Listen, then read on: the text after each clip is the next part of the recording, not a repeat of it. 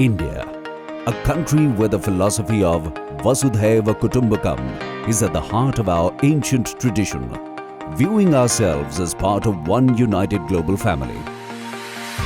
Today, our Honorable Prime Minister Shri Narendra Modi's vision of Sabka Saath Sabka Vikas, development for all, is also a reflection of this spirit. In the recent times, India is emerging as a key player in development cooperation. The initiatives include trade and investment, technology transfer, health, infrastructure, finance through credit lines and grants, training and capacity building. India's development cooperation is impacting more than 63 countries across 3 continents today through majorly concessional lines of credits or LOCs. In multiple countries of Africa, India is an active partner for significant development projects. Tanzania has unclean, impure drinking water as one of its foremost challenges. Groundwater is often laced with toxic substances, while mixed impurities in surface water like rivers makes the water unfit for drinking. There was no source of drinking water in our village. The water we had was impure and unhealthy. I had to go many miles every day to fetch water for my children to drink.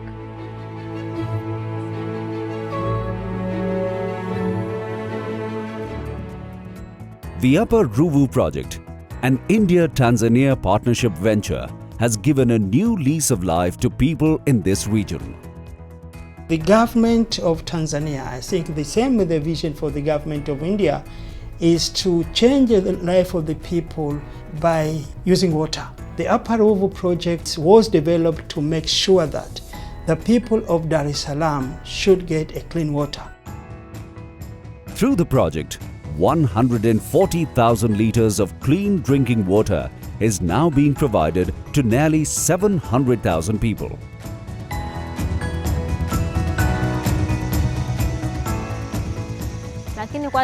Now, there's water round the clock in the taps for drinking, cooking and washing.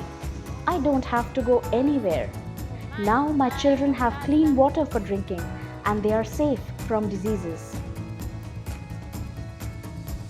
More such projects to improve availability of drinking water are ongoing in several other countries of Africa.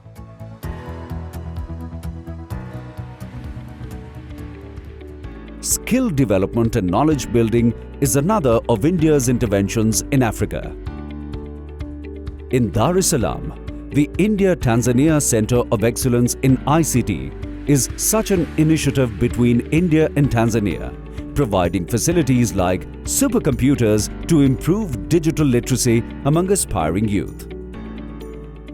Even me, I want to study hard to get a good job. I want to be an electronics engineer.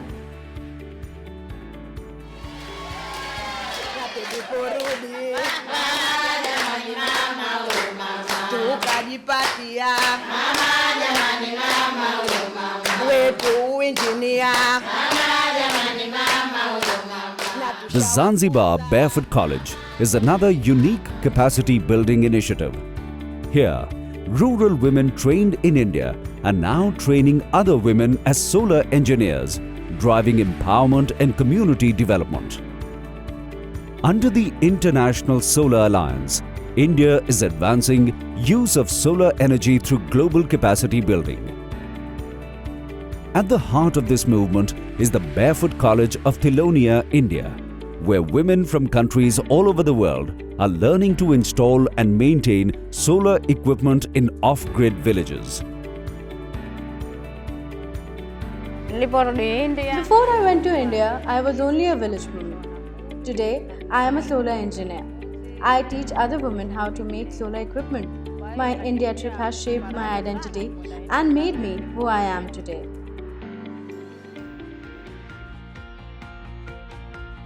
Rwanda is one of Africa's fastest growing economies, and India is a proud partner of this progress.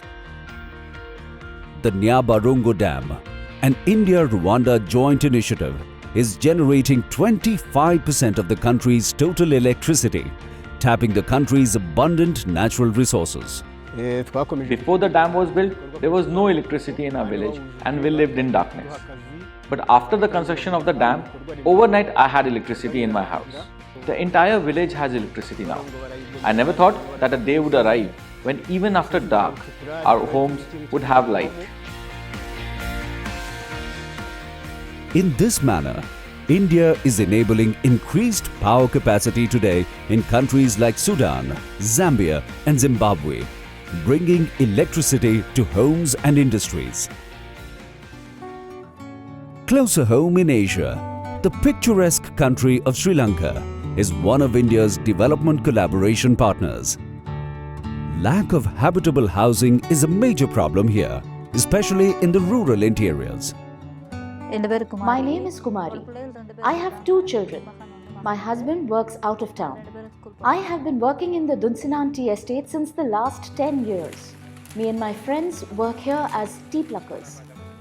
The last house we lived in was on the mountain slope. It was very difficult to live there, but we had no options. The roads were poor and there was no electricity. Every family had just one room. The Indian Housing Project, an India-Sri Lanka joint initiative, was launched to provide habitable, environment-friendly houses to the people. The beneficiaries were given direct responsibility of construction along with personal ownership of the property. All over Sri Lanka, more than 60,000 people today own houses constructed under the Indian Housing Project.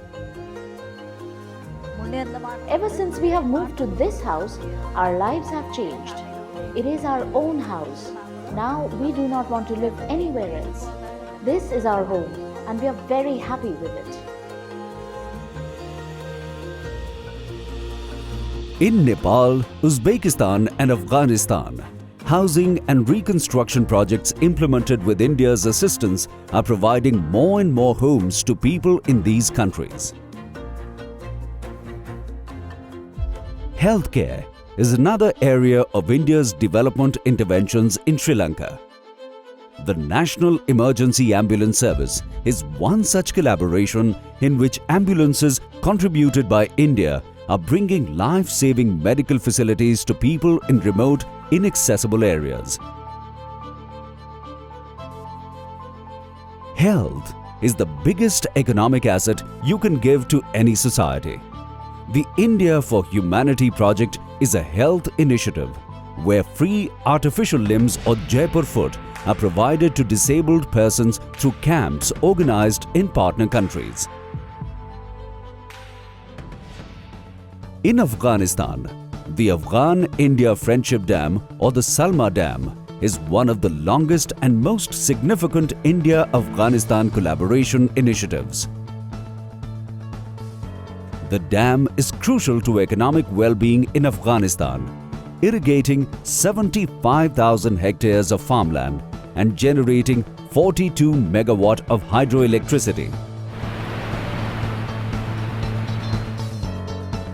Other India-Afghan infrastructure projects include the rebuilding of the new Afghan parliament and restoration of the historic Store Palace in Kabul. Similar restoration projects in Myanmar, Cambodia and Vietnam are helping in preservation of historical and cultural heritage of these countries.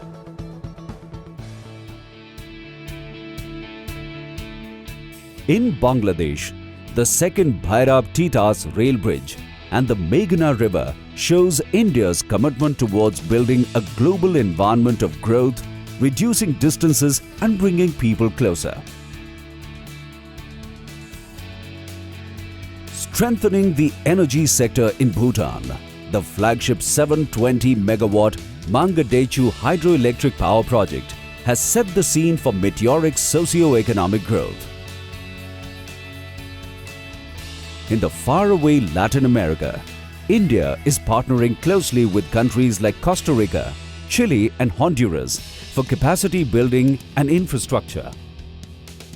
Guyana is another nation that is one of India's closest development partners. The National Cricket Stadium of Guyana and India-Guyana collaboration project has improved people connect tremendously through a boost in international sporting events. Skill development and capacity building for foreign nationals is one of India's core development interventions. Higher education for international students is spearheaded through ITEC, India's flagship educational assistance program, offering world-class courses to foreign students at India's premier institutions. I came here to attend the nanofabrication technology course because I am an engineering student and I've heard about this course from the Indian Institute of Science, which is one of the most advanced one. I am very glad to get an opportunity to study here.